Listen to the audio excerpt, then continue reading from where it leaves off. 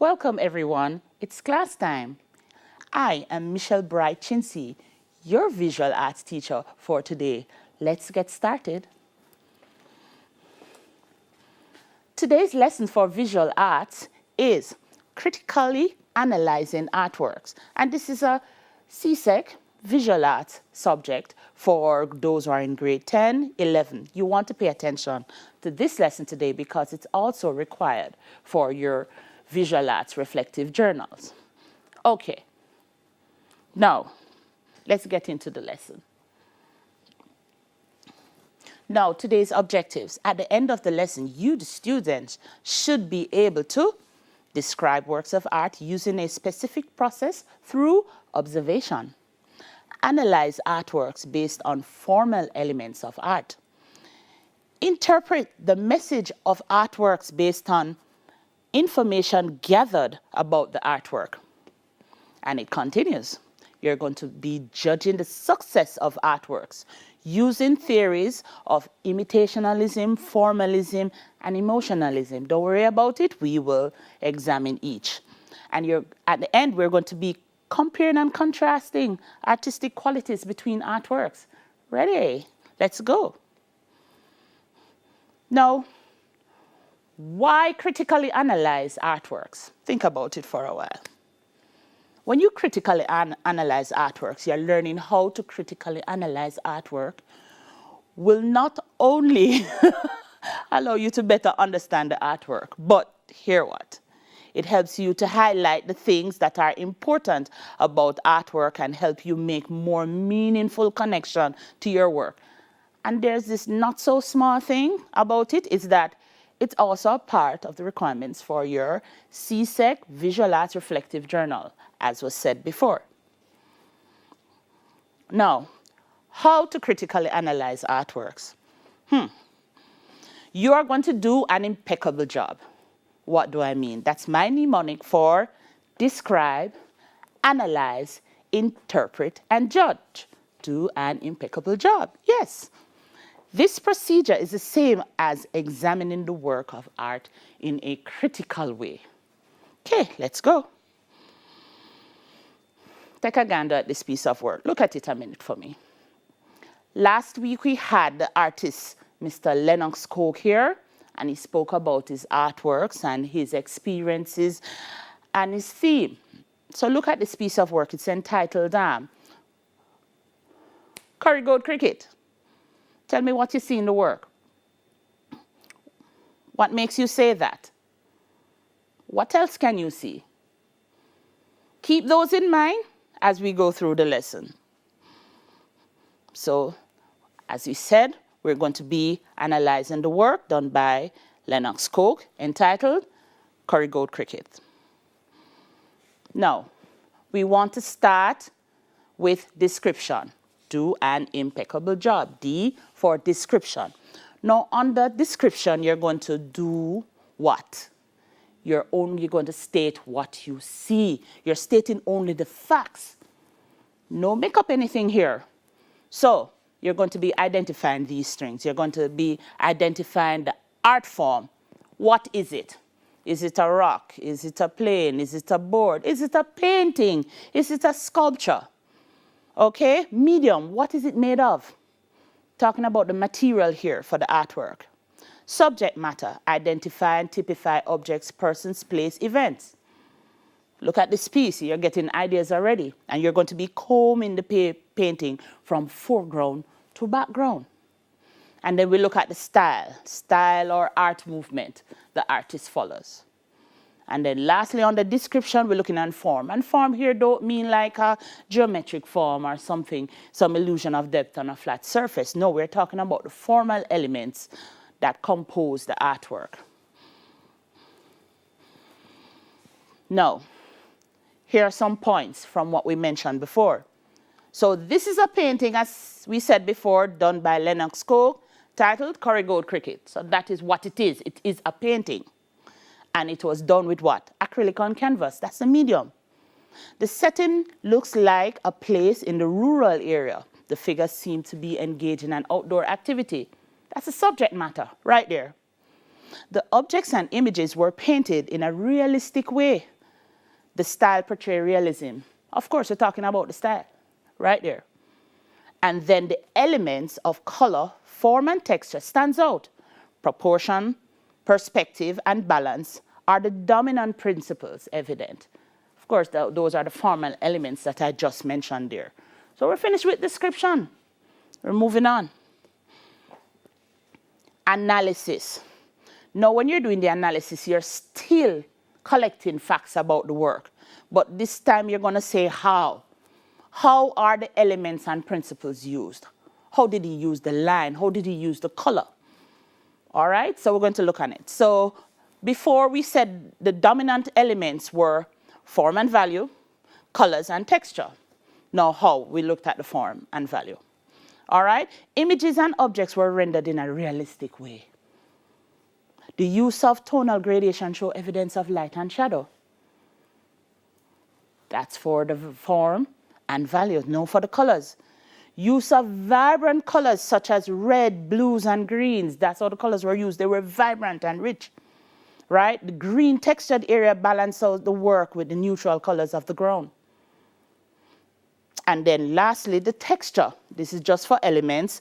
Texture, visual texture enhances the surface.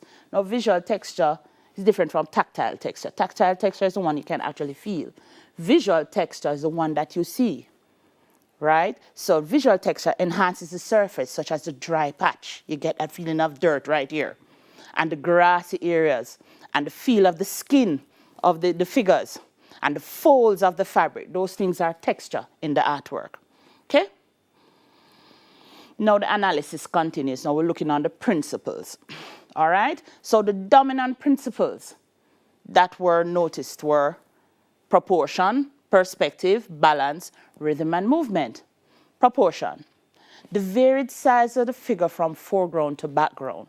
So proportion has to do with size. So the size of the figures are varied. These are large, and as it moves towards the background, they get smaller. And because of that, we get perspective. So there is spatial. You're feeling that you can go into the work and out. It's create distance on a flat surface. That's what perspective is. Or the illusion of distance on a flat surface. And then we look at balance. Very important to our artwork, that the work don't look like part of it is toppling over to one side. So placement and the use of colors as well as images help to balance the work. And how is this balance? If we cut it down the middle, is it equal on both sides? No. So in this case, we say asymmetrical. So it's not symmetrical, but it's asymmetrical because everything seems to be dispersed into the work, allowing it to balance. All right? So it's asymmetrical balance and with emphasis on the batsman here. No, emphasis is also a principle, you know. But when you're looking on the work, it actually helps you. All of these other principles jump out and actually help to lead your eye towards this person right here. Look, everybody looking towards him. And look, it is as if everything here is surrounding him. Even the path, lead your eye to that person in the middle batting the work. So that is the emphasis of the work. All right? So we'll move on to rhythm and movement. Think is only music have rhythm and movement? No, not at all. Art has rhythm and movement. How this happened? Because of repetition. Look at what the road is doing to create that sort of movement. It's larger here, and it gets smaller as it moves to the back. So it's taking you or taking your eyes into the artwork from foreground to background. And look at how the figures are placed in the work. Right? Your eyes moving from this figure, and they get progressively smaller. And the repetition of color. So those things help to create the rhythm and movement in the artwork. Got it? So we're finished with analysis. Now, interpretation. What is happening in the artwork? What is the artist trying to convey? No, you're looking for the mood of the work, the message behind the work. Now, last week we were so blessed to have Mr. Lennox Coke here, so he gave us some background behind his theme and so on, that we could actually make more connection to this piece of work. So from the artist's perspective, now if you're not really interviewing the artist, you can actually read up about the artist and not just look at the work and guess how to interpret the work. No, it's good that you find out a little background on the artist. So here it says Lennox Coke artworks is based on a social commentary, Jamaica cultural lifestyle. That's what he was looking on. Jamaica culture and lifestyle. The use of colors depict vibrant nature of the Jamaican people. Yes, we are a colorful people, right? So here it is, these rich colors. Plus, we're in the tropics, so everything seemed brighter on this side in terms of color.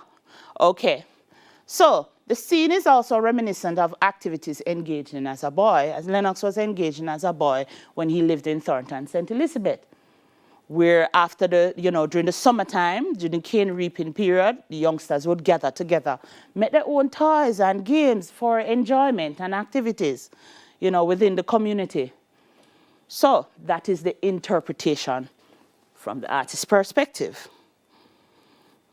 Now, from your perspective now, what you actually think about the work, you're going to talk about the mood of the artwork. And I feel that the mood of this artwork depicts excitement. You have some little ones on the side jumping up, the others just looking and smiling. So they're cheering and looking along. I'm also getting a sense of community and oneness there. Like everybody, no matter how far you look, everybody's stopping to look on what is happening. Everybody's showing interest in the activity. This is a scene not just in the rural area, of Jamaica, but it happened here in the urban area. So I know you go through Kingston and you'll see the youngsters playing ball, right? Or when they meet to run a boat and then play some game. Now, what do I think about this artwork is a question you want to ask yourself when you reach the point to judge the work. Do I like it and why? Don't leave out why. Okay? So, you can use three theories. You don't have to use all three, but here are three suggested theories.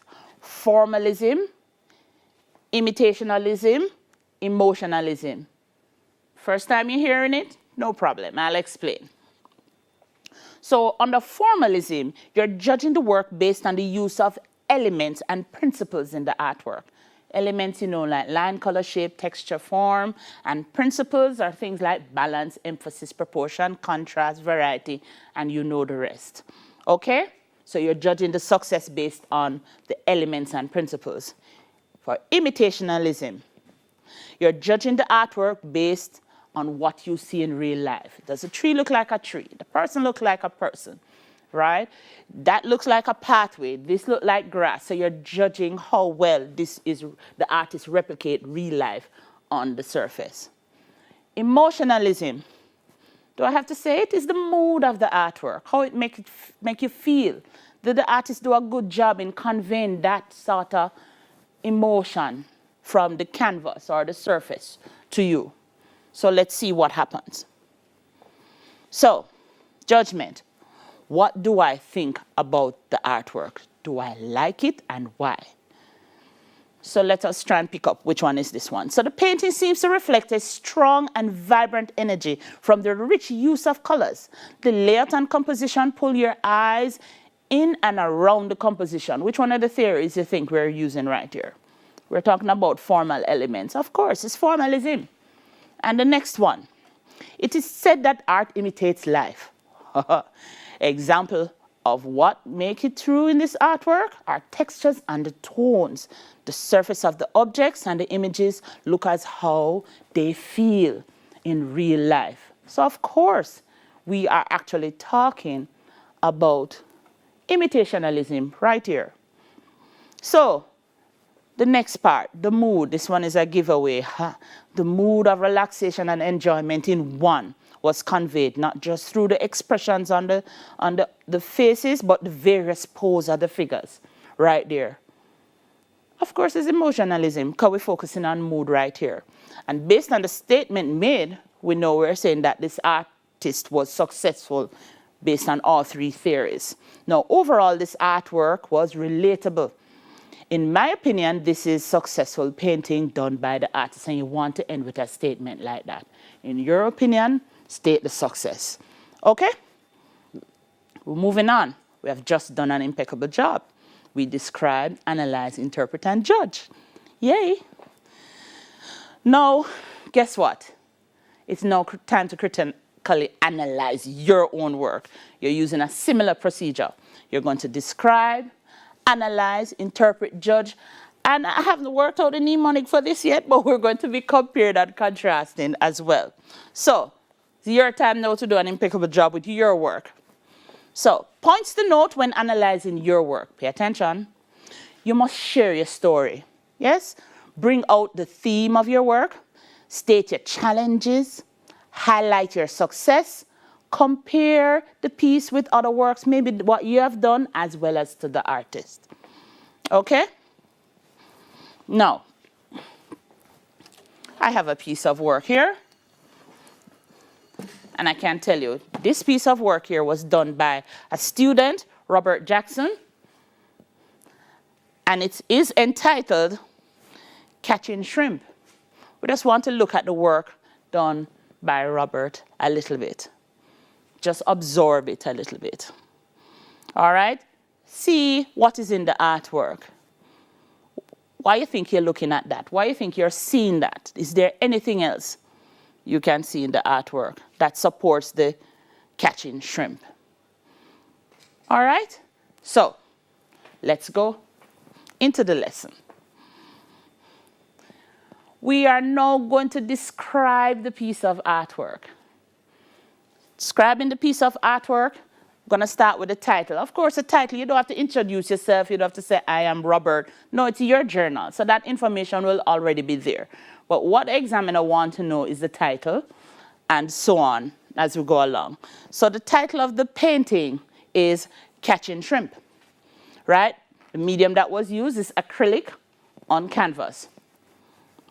The artwork is the first in a series. So Robert says that the artwork is the first in a series based on his theme, cultural identity. And this is where you probably want to define what is cultural identity or your theme. So here it says cultural identity is a feeling of belonging to a group of people, whether through birth, belief, practices, or tradition. So hence, why I wanted the image and sense and the scene to look realistic so local people can relate to it. Isn't that great? So he wants local people to relate to the work as he's doing something about his cultural identity, right? So the painting is showing 3 boys, so he's describing the objects in the work now. 3 boys on a rock, sitting down there with a large tree hanging over. Okay? So, the elements of color, form, texture were evident. So these are the elements that pop out of the artwork first. And the principles here, he said that popped out was balance, proportion, and emphasis. So here he just described his artwork. You go, Robert. So he's now going into analysis. So in analysis, the different tones of green allows you to see the texture of the leaves on the tree, true, and the grassy area in the background. Woo! Yes, we can see it, nice contrast there. Right? He said, I try to differentiate the texture of the trees, rocks, skin, figures, even though the colors were very similar in tone. Well, the tree, the rocks, they're all sort of brown. So, they're tones of each other. I understand what he's saying there.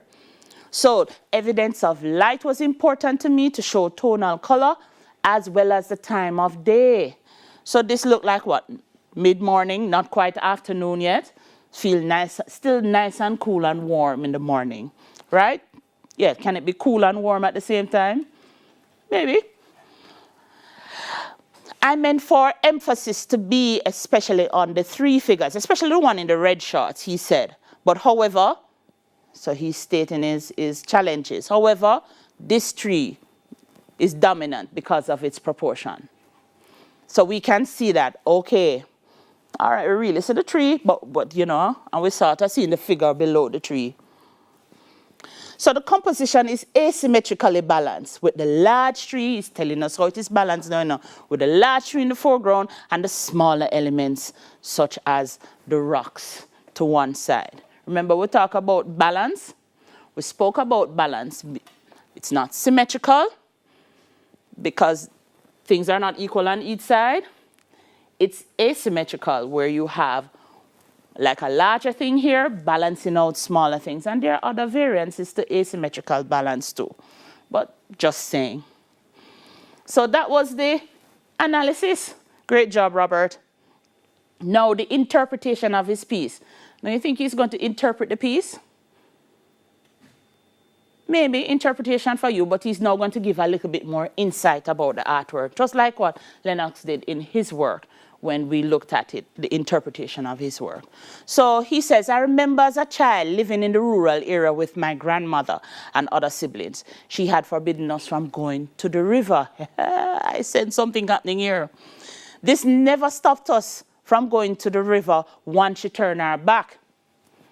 Now, we often come home to a fine beating when she discovered that we did. You could have seen that coming. My siblings and I would gather around these holes by the river to hunt shrimp. This was a fun activity for me, regardless of the consequences. You know, many of you boys out there, or children in general, would do these things that you consider fun, regardless of the consequences. Well, I guess we're there at one point or the other. The figures are close in distance to show camaraderie. The poses and the use of the colors might reflect idleness, but it was fun. So you seen these three young men here just sitting down around, just being idle, but really they're having fun. They're catching shrimp, right? And they know they're going home to a beating, so guess what? Might as well them have as much fun as they can as possible. Help the beating wear off. So, judgment, we're now into judgment. So we have describe, interpret, analyze, and we are now into judgment of the artwork. Now, he's going to tell you about his successes here or what's not so successful in the work and give reasons for that. So, I believe I was successful to some degree with realism. Really? The river and the rocks for me is the most believable. Which is true. You're looking at the piece of artwork, you see the tree, and you see the river and the rocks. Then you see the young men in that order. So yes, tree look like tree. The water actually looks like water, right? And its environment. I'm not entirely sure the work captured the mood I wanted to portray. So he's letting you in now, saying that, you know, this is not maybe what I wanted to portray. So, more details could have happened on the figure, such as elements. So he's saying here that if he had put more details using lines on the figure, so you'd be able to see more details on the person's face and their clothes, he would be a little bit more successful here. Overall, I know that this was a successful work sharing his theme on cultural identity. I think so too. So kudos to you, Robert. Okay. Test time. Yes, you think I was going to let you get away without asking you a couple questions? Come on, put on your thinking cap. Come with me. Answer these questions. Did the student share his story? Remember, he spoke about living in the country with his siblings, going to the river. Yes, he did. Did he bring out his theme? His theme was what again? Cultural identity. Yes. These are some of the practices of the children in the rural area. Yes. State his challenges. Oh, definitely. He was struggling to make that emphasis on the figures and it ended up on the tree. So yes, he did. Right? Highlight his successes. He was able to bring across his theme. Right? Now, did he compare his piece to other works, including the artisty research? No, not yet. So this is where we're going to help Robert now to put together his theme and compare it with the artist theme and work. Alrighty? So we're going to max it out. It looked like a Venn diagram? Yes, because it is. We're mixing art and math all the time. So we're going to max it out here. We are comparing and contrasting. And for what I remember, you have a side A and a side B, and where it overlaps, things are similar. Where they don't overlap, they're discrete just to that area, or here it would be discrete to that work.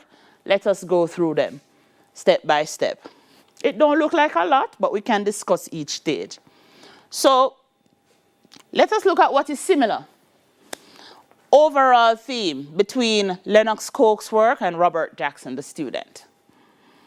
So one focuses on Jamaica lifestyle, and the other one is focusing on cultural identity. See that Robert is also Jamaican. That works, it actually works, and showing the activities of him being a boy living in the rural area, that actually works, so that is similar. Use of figures, definitely. He's using figures in the work, just like Lennox did. It is based in the rural area, as we said before, the country area. Yes, they have a lot of stories to tell in the country areas, you know. Listen to them very often. Okay, let's look at what is not so similar with the works. So here we have use of color. So the use of color over here looks a bit muted. It's not as sharp. So that is definitely something that is contrasting here, which is the use of color.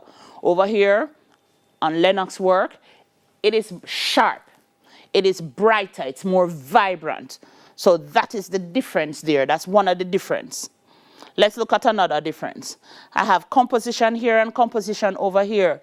The layout of the work. So even though they're both asymmetrically balanced, but they have been done in another way, right? Where, you know, things in front are very sharp here and larger here. In Lennox's work, and over here, this tree is really, really dominating the piece of work to some extent. So yes, in composition, it's different. So over here, strong definition of form, here not so much. You know, he spoke about his challenge about going in to use line and sort of creating the details of the face on the figures. So what you do after you do this Venn diagram thing here, then you know, put all your points together and create your paragraph that we call comparing and contrasting. Still trying to work on a mnemonic for that. And once you have completed that, you would have done an impeccable job. Say it with me, do an impeccable job. Okay? So this is the comparing and contrasting layout you can go with. Now, practice critically analyzing artwork. It's not going to be easy if you're doing it for the first time. But once you get the hang of it, no problem. And so remember the steps here. We describe. Say exactly what you're looking at. You know, like a CSI, if I can say it, right? The detective, they go in, they don't make up anything. They collect evidence here when you describe. You analyze. You're still collecting facts, you know. But based on the facts that you have collected, you start to analyze each. Okay? Interpret. This is where you give your opinion. But you just can't give your opinion just say no. No, you never realize it. No. You actually have to include a little bit of the information you gathered. So this is my opinion. Based on so and so, I think that. Right? So, interpretation. Unlock the secrets of what the artist is trying to convey. All right? Say exactly how you feel when you look on the work. Nobody can kill you for your own opinion, you know. You just say exactly what it is. And this is where you do it. And then you judge the work. When you're judging the work, you call on the other things that you did before. I'm judging the work success based on, remember the 4 theories? Or was it 3? I think it's 3. 3 theories. So we talk about formalism, the use of elements and principles in the artwork. We spoke about imitationalism, how well the artists reflect real life, the artwork reflect real life. And we spoke about emotionalism. what sort of mood was conveyed in the artwork. So when you're doing all of that, and it reached down to your work now, you do your comparing and contrasting. You see that I use the Venn diagram? You could do the same thing with your work, you know. So that piece of work there, do your own Venn diagram, right? Figure out what are the differences, what are similar. And then you go and write your paragraph after you're finished collecting all of that information, okay? Now, by examining artworks in a critical way, you increase your understanding of not just your work, but works done by other artists. How many times you have questions looking at artwork? Gee, how did he do that? Or how did she do that? Right? You know, by using the same description, analysis, interpretation, and judging the artwork, you'll be able to unlock all of that.